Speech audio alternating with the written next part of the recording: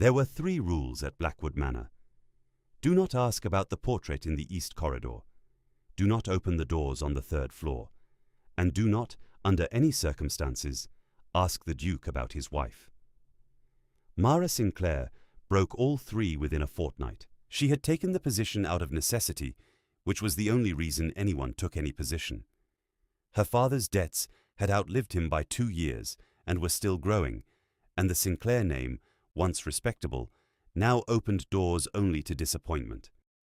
When the letter came from Blackwood Manor offering a governess position for the Duke's young ward, Mara had read it once, packed her trunk, and told herself it was temporary. Most things she told herself were temporary.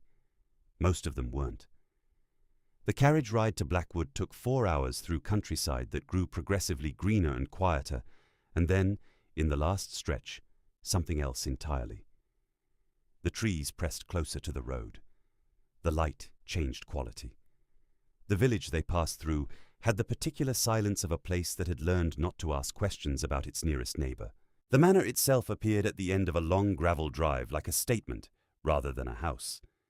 Dark stone, high windows, the kind of architecture that had been designed to remind people of their smallness. Mara looked at it through the carriage window and felt something she hadn't expected. Not fear, recognition, like looking at something that matched an interior landscape she hadn't known she had. She got out of the carriage and looked up at the house, and a single light moved behind a 3rd-floor window and went still. She picked up her bag and went inside. The housekeeper, Mrs. Doyle, was a small woman with the energy of someone twice her size and the expression of someone who had seen too much and chosen silence as the appropriate response. She showed Mara to her room, explained the household schedule, introduced her to the ward, a quiet girl of 9 named Clara, who looked at Mara with the assessing eyes of a child who had learned to measure adults quickly and trust them slowly. Then Mrs. Doyle stopped at the door and said, without looking at her, "The Duke will see you at 7. Don't be late.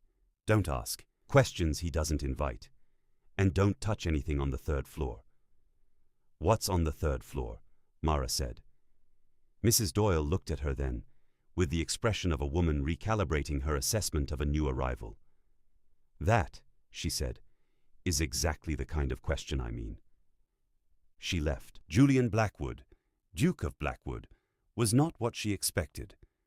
She had built a picture on the carriage ride, assembled from the manor and the village silence, and Mrs. Doyle's careful avoidances. She had expected old, worn, the kind of man whose darkness was the ordinary darkness of disappointment and age. He was 36. He stood at the window of his study with his back to the door when she came in, and when he turned, she understood immediately why nobody in the village asked questions. He had the kind of face that made questions feel presumptuous. Dark eyes, sharp jaw, the particular stillness of a man who had decided at some point that most things weren't worth the energy of a reaction. He looked at her the way she imagined he looked at everything. Directly, briefly. "Miss Sinclair," he said. "Your Grace. Sit down." She sat. He remained standing, which she suspected was habitual rather than deliberate. He asked her about her education, her previous experience, her expectations regarding Clara's curriculum. She answered clearly and without performance, and he listened without interrupting, which she noted. When she finished, he was quiet for a moment. "Clara doesn't trust easily," he said. "Her last 2 governesses left within 3 months. Why did they leave?" He looked at her. A fraction of a second of something, too fast to name. "The house didn't suit them," he said. Mara looked around the study. Dark wood, heavy curtains, books that looked read rather than displayed. A desk covered in papers that were clearly being worked through rather than arranged for appearance. And on the wall behind him, just visible in the lamplight, the edge of a portrait that had been turned to face the wall. "I think," Mara said, "that I am not easily unsuited." Julian Blackwood looked at her for a moment longer than was strictly necessary. "We'll see," he said. She found the portrait on her 3rd day. Not the one in the study, turned to the wall. The one in the east corridor, which Mrs. Doyle had mentioned without elaborating, and which Mara had noted and filed for later. It was a woman, young, perhaps 25, painted with the kind of attention that suggested the painter had been in love with. His subject, or the subject, had been in love with herself, or both. Dark hair, pale skin, a mouth that looked like it was always about to say something irreversible. Underneath, Eleanor Blackwood, Duchess of Blackwood. 1847, 3 years ago. Mara stood in the corridor and looked at the portrait for a long time. Clara appeared at her elbow, silent as always. "That's her," Clara said. "The Duchess. She died," Clara said, with the matter-of-fact quality of a child who has processed a thing and moved on. "In a carriage accident. On the North Road." She paused. "That's what they say." Mara looked at her. "What do you say?" Clara looked at the portrait. "I say the Duke doesn't talk about it, and nobody asks, and the third floor has been locked for 3 years." "What's on the third floor?" Clara looked at her with Eleanor's painted eyes and said, "Her rooms. She met Julian properly, not in the study, not in the formal arrangement of employer and employee, on a Tuesday evening in the library. She had come for a book. He was already there, at the desk, papers spread, a glass of something dark and untouched at his elbow. He looked up when she came in, and something moved across his face, a fractional adjustment, like a man recalibrating to an unexpected variable. "Miss Sinclair." "I didn't know you were here. I'll come back." "Stay," he said. Then, like he was surprised he'd said it, "The library is for the household." She found her book. She sat in the chair by the fire, which was the furthest from his desk, which was still not very far. She read. He worked. The fire crackled, and the house settled around them, and outside the wind came off the moors, and the library was, despite everything, warm. After an hour, he said, without looking up, "How is Clara progressing? Quickly." "She's been under-challenged." "Her previous governesses found her difficult." "She's not difficult. She's bored and she's watchful, and she asks questions people don't want to answer." Mara paused. "I find that more interesting than difficult." He looked up then, looked at her with those dark, direct eyes across the library. "So do I," he said. It was a small thing. 4 words. She looked back at her book and told herself it was nothing, and read the same paragraph 3 times without taking in a single word. She found the door on the 3rd floor on a Friday. Not intentionally. She was looking for a storage room Mrs. Doyle had described badly, and took a wrong turn, and found herself at the end of a corridor she hadn't been in before, facing a door that was not locked. She stood there for a moment, then she opened it. The room was Eleanor's sitting room. Everything still in place, 3 years undisturbed, the particular stillness of a space that had been preserved rather than abandoned. A book open on the chair, a half-finished piece of embroidery on the side table, a woman's coat on the hook by the door, and on the writing desk, a letter, unfinished. In a woman's handwriting, the ink long dried. Mara didn't read it. She stood in the doorway and looked at the room and felt the full weight of a house that had stopped at a particular moment and hadn't been allowed to move forward. "Miss Sinclair." She turned. Julian stood at the end of the corridor. He looked at her in the doorway of Eleanor's room with an expression she had never seen on his face before. Not anger. Something older and quieter than anger. "I'm sorry," she said. "The door was open. I took a wrong turn." He walked the length of the corridor and stopped beside her and looked into the room. He didn't look at her. "I know," he said. They stood there for a moment, side by side, looking into Eleanor's frozen room, and the house was very quiet around them. Then Julian reached past her and pulled the door closed. His hand was on the door, and her shoulder was almost touching his arm, and neither of them moved for a second that lasted considerably longer than a second. Then he stepped back. "Dinner is at 8, he said, and walked away. Mara stood in the corridor and looked at the closed door and felt something she recognized, unwillingly and completely. She told herself it was temporary. What she didn't know, standing in that corridor, was that 300 miles away, in a small house in Edinburgh, a woman with dark hair and a mouth that looked like it was always about to say something irreversible was reading a letter. The letter was from Blackwood Manor. The woman read it twice. Then she sat back and looked at the ceiling for a long time. Then she began to pack. Eleanor Blackwood arrived on a Thursday morning without warning. That was the first thing. No letter, no telegram, no courtesy of preparation.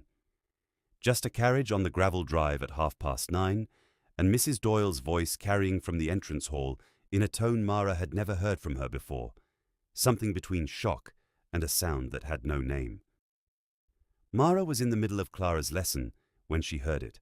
Clara stopped mid-sentence and looked at the door with the expression of a child who has heard something they recognize but can't place. "Stay here," Mara said. She went to the top of the staircase and looked down. The woman in the entrance hall was exactly the portrait in the east corridor. Dark hair, pale skin, that mouth. She was thinner than the portrait, and there was something different in her eyes, something the painter hadn't put there or hadn't seen. But it was unmistakably, impossibly Eleanor Blackwood. She was alive. She was standing in her own entrance hall, looking around at it with the expression of someone returning to a place they had left under circumstances they hadn't chosen. Mrs. Doyle was saying something in a low voice. Eleanor was not listening. Then Eleanor looked up. She and Mara looked at each other across the height of the staircase for a long moment. Eleanor's expression didn't change. It was already at a place beyond surprise, beyond most ordinary emotions, settled into something quieter and more difficult. Then Julian came out of the study. Mara went back to Clara. She closed the schoolroom door and sat at the table and looked at the lesson plan in front of her and heard, distantly, the sounds of the entrance hall below. Voices, low and controlled, a door closing, then silence. Clara was watching her. "She came back," Clara said. "Yes." "I thought she was dead." "So did everyone." Clara was quiet for a moment, turning this over with the serious attention she gave everything. "What happens now?" Mara looked at the lesson plan. "I don't know," she said, which was the most honest absurd she had. She didn't see Julian until dinner. The household had rearranged itself around Eleanor's return with the particular efficiency of a staff that had been well trained and knew better than to show anything on their faces. Eleanor's rooms on the 3rd floor were opened for the first time in 3 years. Fires were lit. Fresh linens were brought. The frozen room that Mara had stood in the doorway of was quietly, quickly, brought back to life. Mara ate dinner in the small dining room off the kitchen, which was where she had always eaten, which was where she belonged, which she had never minded until this particular evening, when it felt like a statement rather than a simple fact. She told herself she was being ridiculous. She ate her dinner and went to bed and lay in the dark and listened to the house settle and told herself a great many things, none of which were entirely convincing. Julian came to the library the following evening. She was there, as she had been most evenings, with her book. She heard his footsteps and recognized them and kept her eyes on the page and didn't look up when he came in. He sat down in the chair across from her, which he had never done before. Always the desk, always the deliberate distance of work between them. The chair across from her was a different thing entirely. She looked up. He looked terrible. Not visibly, not in any way that would have been obvious to someone who hadn't been watching his face for 2 months. But she had been watching his face for 2 months, and she could see it, the particular quality of a man who had spent the previous 24 hours in a room with something he had no framework for. "You should know the situation," he said. "You don't owe me an explanation." "I know." He looked at the fire. 3 years ago, Eleanor left. Not died. Left. There was no accident. She went to Edinburgh with a man she had been seeing for the better part of our marriage, and I told the household she had died in a carriage accident because the truth was worse, and I was not ready for the truth to be known. Mara said nothing. She has come back because the man in Edinburgh has left her for someone else, and she has nowhere to go, and apparently this house still belongs to her as much as it belongs to me, and she is aware of that. Is she? Mara said. Eleanor is aware of most things that are relevant to Eleanor, he said, without particular bitterness. Just the flatness of a man describing a fact he had long since finished being angry about. What will you do? Mara said. He looked at her then, directly, the way he always looked at things he actually wanted to understand.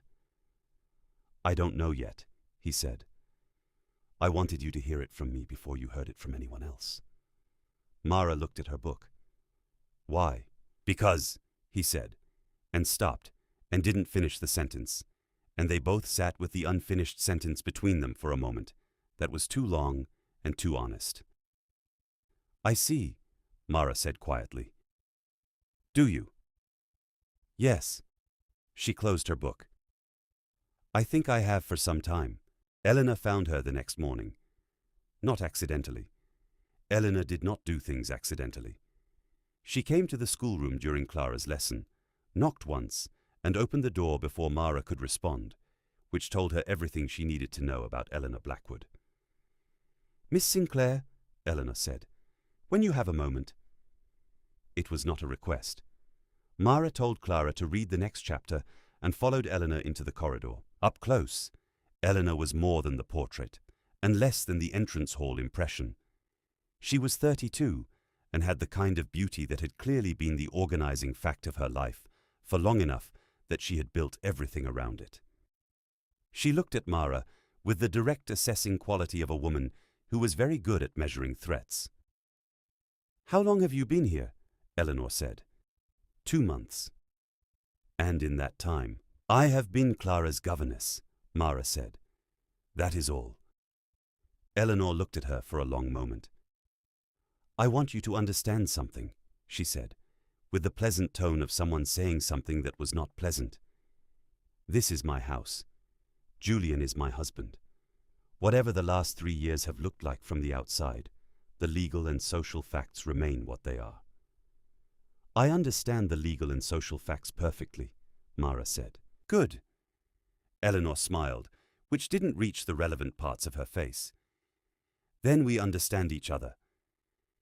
She walked away down the corridor with the ease of a woman moving through her own house, which it was, and Mara stood and watched her go and felt something clarify in her chest with the cold precision of something that had been uncertain, becoming certain. Julian came to the library again that night. He sat in the chair across from her again. She put her book down without being asked. She spoke to you, he said, this morning. What did she say? The relevant legal and social facts, Mara said. Something moved across his face. Mara. Her name. He had never used it before. She felt it land exactly as she had known it would, and kept her expression level. Julian, she said. Equally. He looked at the fire for a moment, then at her. Then he said the thing she had known for 3 weeks, was building toward, and had been telling herself wasn't. I have not been in this house, he said carefully, for 3 years. Not really. I have been present in it, and absent from it, and I had made a kind of peace with that. And then you came, and I have been present in a way I had forgotten was possible, and I find I am not willing to simply go back to the way things were. The fire crackled. She is your wife, Mara said, in the legal sense. The legal sense is the only sense that matters to the world. I am aware of that. He held her gaze. I am asking what sense matters to you. Mara looked at him for a long time. At the face she had been learning for 2 months, at the man who had turned a portrait to the wall and locked a floor and built a silence around himself so complete that she had heard it as a house rather than a person. This will cost you everything, she said. Your reputation, You're standing. Everything. I know. And me, she said. It will cost me considerably more than that, because it always costs women more. I know that too. And you are asking anyway. Yes, he said. I am asking anyway. Mara looked at the fire. Outside the window, the moors were dark, and the house was quiet, and somewhere on the third floor, Eleanor Blackwood was in her restored rooms, and the legal and social facts were exactly what they were. Ask me again in a week, Mara said. If you still mean it in a week, ask me again. Julian nodded once, stood, walked to the door. Julian, she said. He turned. The portrait in the east corridor, she said. Is it still there? He was quiet for a moment. Yes. Take it down, she said. Whatever you decide. Take it down. He looked at her for a long moment. Then he went to take it down. Eleanor heard the sound of it from the third floor, the particular sound of a portrait being removed from a wall. She stood very still in the middle of her restored room and listened to it, and her face did something that no one was there to see.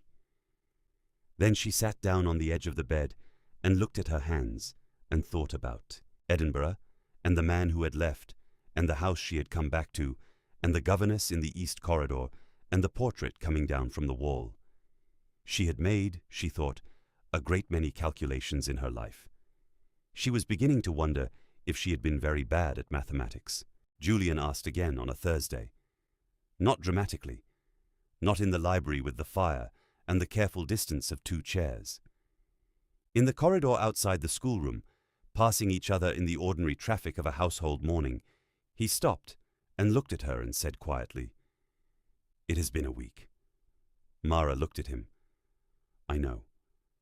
And she had spent 7 days being practical about it, listing the costs, which were considerable, her reputation, her position, her future employment, the already narrow options of a woman without money or family deciding to attach herself to a scandal.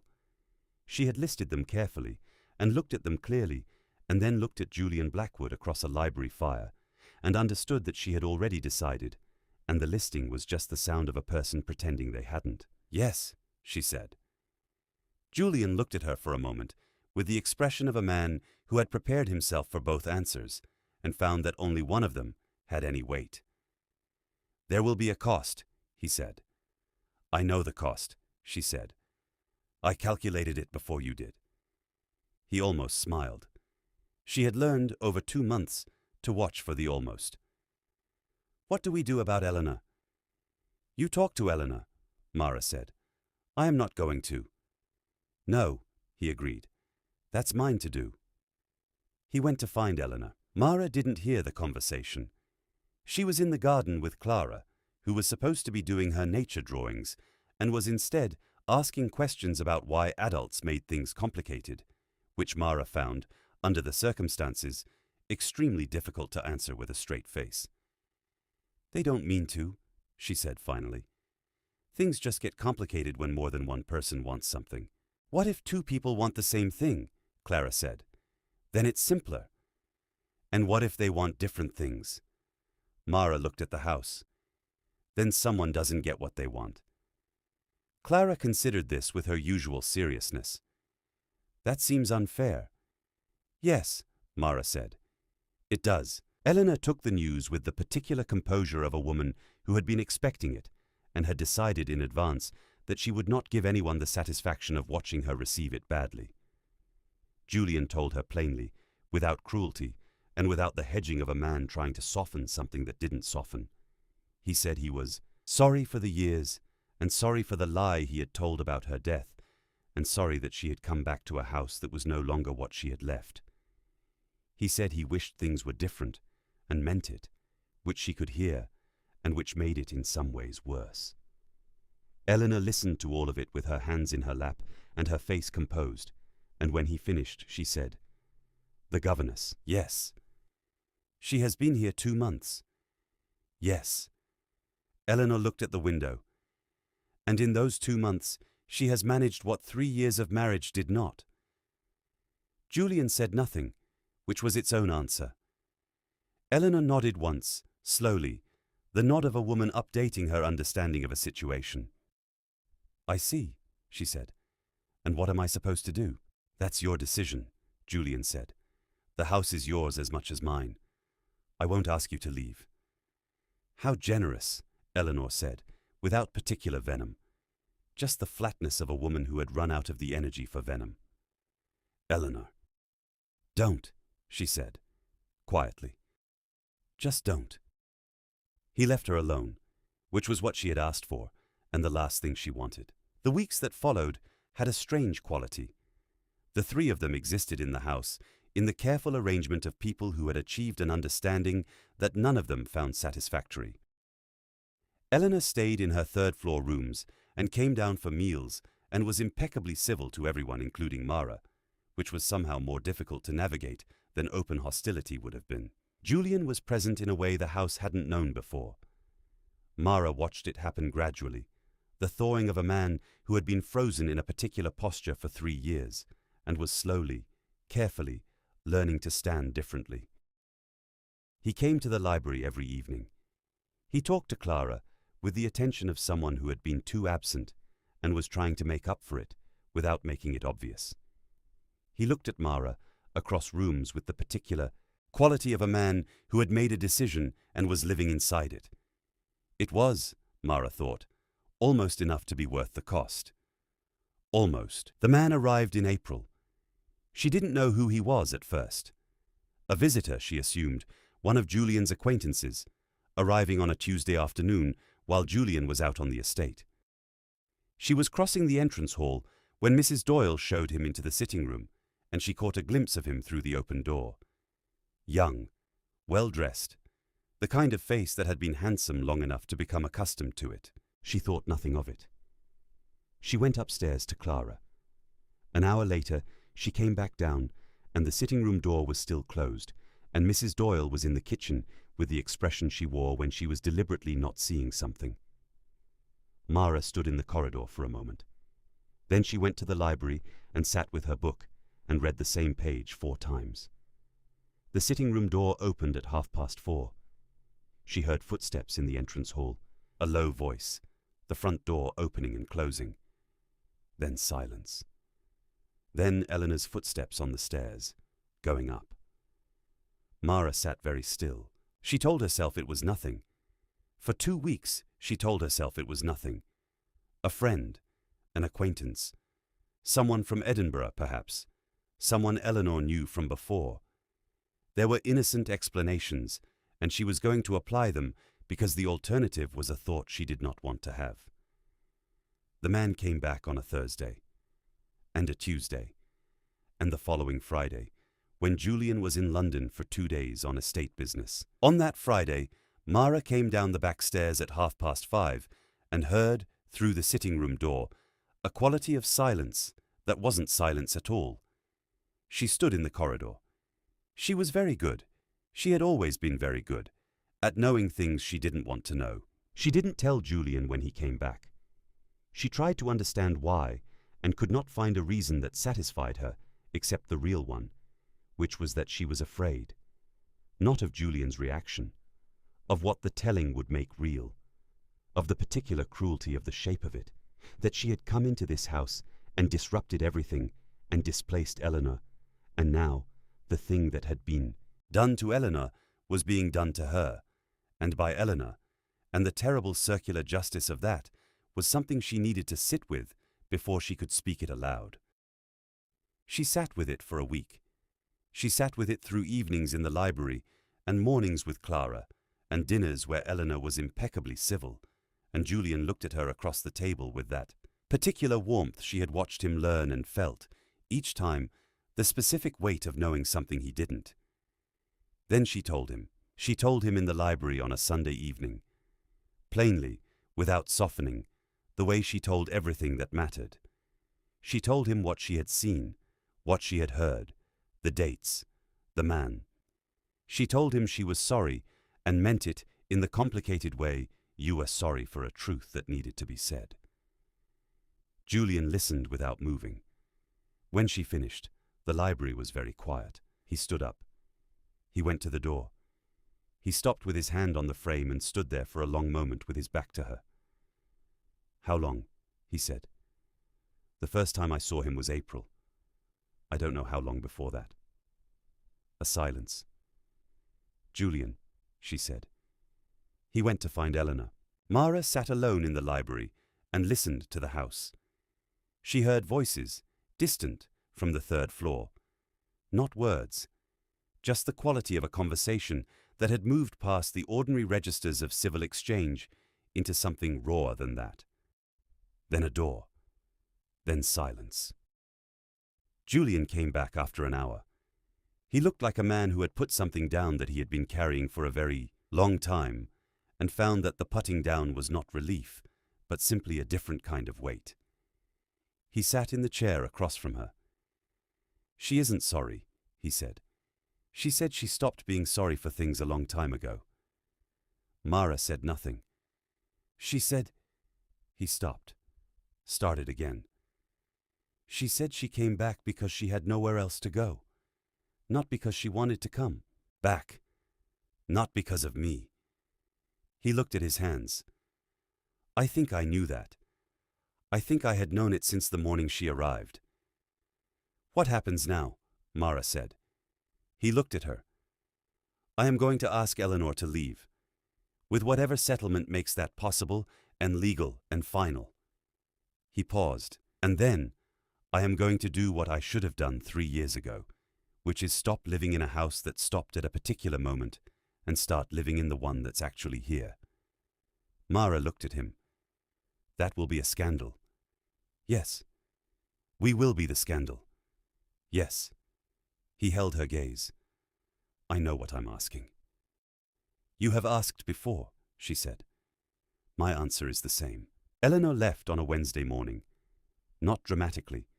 With 2 trunks and a settlement and the composed bearing of a woman who had decided, somewhere in the previous weeks, that dignity was the only thing left worth preserving. She said goodbye to Clara, who received it seriously, and said goodbye back with the grave courtesy of a child who understood more than anyone had told her. She did not say goodbye to Mara. She did not say goodbye to Julian. She walked out through the front door and got into the carriage, and the carriage went down the gravel drive and through the iron gates and out onto the road, and was gone. The house was very quiet after. Julian stood at the window and watched the empty drive for a long moment. Then he turned back to the room. They left England in September. Not because they were forced to, exactly. Because the scandal was what the scandal was, and London had made its position clear in the particular way London made positions clear, through invitations that stopped arriving, and conversations that ended when they entered rooms, and the slow, comprehensive closing of doors that had once been open. Mara had calculated this cost before she had said yes. She had calculated it clearly and completely. The calculation had been correct, and she had been right to make it, and she found, standing on the deck of a ship in Dover Harbour, watching the white cliffs go grey in the morning mist, that being right about a cost did not make paying it easier. Julian stood beside her. He looked at the cliffs, and then at her, and said nothing, which was sometimes the right thing. She leaned slightly into his shoulder. He put his hand over hers on the railing. The ship moved. England went away. The letter came 8 months later, to their house in Florence. It was from Mrs. Doyle. Brief, careful, written in the handwriting of a woman choosing every word. Eleanor had been found in her rooms in a boarding house in Bath. She had been there. For 4 months, alone, the man from Edinburgh, long gone to someone else. The landlady had grown concerned when she had not come down for 3 days. She had died quietly, apparently, in the night. The doctor set her heart. Mrs. Doyle said she had seemed, in the weeks before, very tired. Mara read the letter at the kitchen table in the Florence house, with the morning light coming through the window, and the sound of the city outside, and Julian's footsteps on the stairs coming down for breakfast. She put the letter down. She looked at the window. Julian came into the kitchen and saw her face and stopped. She handed him the letter without speaking. He read it. Once. Then he put it on the table very carefully and stood there and looked at it, and the kitchen was very quiet around them, and the morning light came through the window, and somewhere in the city a bell was ringing. "Julian," she said. He didn't answer. She got up and went to him and put her hand on his arm and felt him beneath her hand, absolutely still in the way of a man who has received something he had no remaining defense against. They had chosen each other. They had paid the price of choosing. They were here, in this kitchen, in this city, in this life they had built, from what was left after everything else had been cleared away. And Eleanor Blackwood had died alone in a boarding house in Bath, because the man she had chosen over her marriage had left, and the man she had married had moved on, and there had been no one, at the end, who was hers to call on. That was the shape of it. That was what the choices had made. "I know," Julian said finally. To no one in particular. To the letter on the table. To the thing that was simply, irreversibly true. Mara kept her hand on his arm. The bell in the city kept ringing.